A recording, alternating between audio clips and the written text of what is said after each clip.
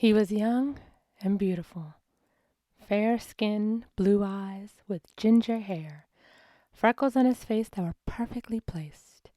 He was a stunning young man, but he just couldn't understand the life he had. Constantly teased and bullied, he was different, so they treated him cruelly. Every night he cried in bed, the boy called Copperhead. Every day at school was a new torture. He was like a target to hungry poachers, walking the halls looking in despair, with his hoodie covering his ginger hair. They would push him down, throw his books in the air, constantly call him names as they kicked him with their feet, ringing in his head, Copperhead, Copperhead. All because he was different and barely had clothes or money in his pocket to put food in his stomach. He was in a constant heartache. He was so lethargic. But he was young and he was beautiful. He didn't see it. His mind was skewed from all the abuse he would take that were stepping stones to the disaster it would create. See, what the bullies didn't know was he wasn't even safe in his own home. His mother hated him and called him a bastard child. She would often get drunk and go wild because his father left her when he was 3, and the ginger-haired boy was like his mini-me. So she would take her hate and wrath out on him. She would abuse and bruise his limbs. She showed more love to her boyfriend. Moving him in was her plan. Little did she know, her son was getting raped by that same man. It was a repeated cycle. Every day he became that man's prey. Get bruised, black and blue, wake up, go to school, looking like the walking dead. Get bullied, called names, Copperhead, Copperhead. But he was so young and beautiful. He didn't know his worth. He couldn't see it because of the way he was always treated. Pain and torture in those pretty blue eyes. He would do things to numb the pain inside. Deep within his soul, he was dead, and in order to feel alive again, he would engrave the words he heard into his skin and watch the blood drip as he got a rush of adrenaline. He looked in the mirror and hated what he saw. In his room, he would write Copperhead all over the walls. He hated his ginger hair, his pretty blue eyes, and the freckles on his face so perfectly placed. He told himself lies. He said to himself, I should just die. He was in a terrible mental state. Razor in hand, he would just slash and slash and slash all over his body, words written in a deep gash. Blood dripping, tears pouring, soul hurting.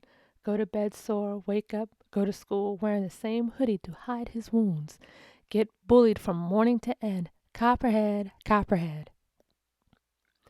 But what they didn't understand was that boy was on his last thread.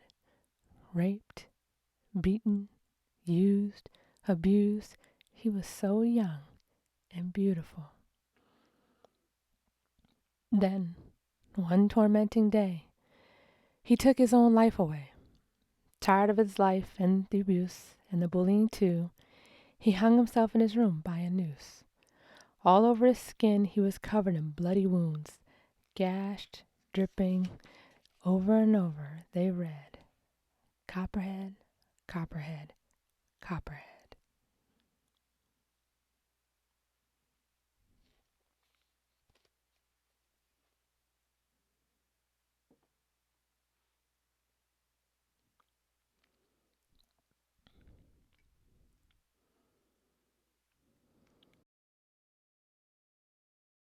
Hello, everyone. I want to thank you for taking the time out of your day to listen to me read The Boy Called Copperhead.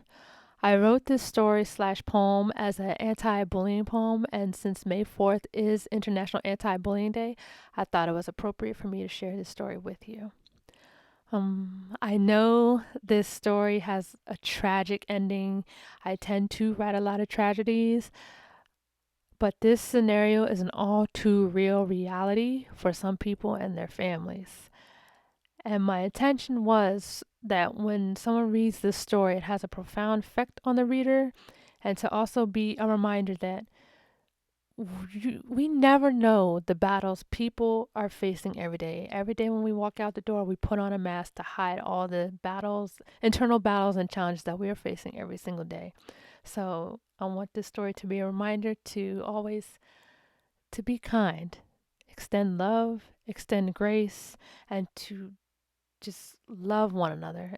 It seems like it's so easy to be mean and to hate because it takes a lot of strength to show love, especially to a stranger.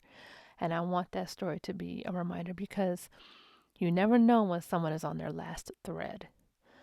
Physical pain is a wound of the body, emotional pain is a wound of the soul. And it cuts deep, it goes very deep. So, therefore, we need to love deeply. So, be kind, show love, and treat others how you want to be treated. Thank you for listening.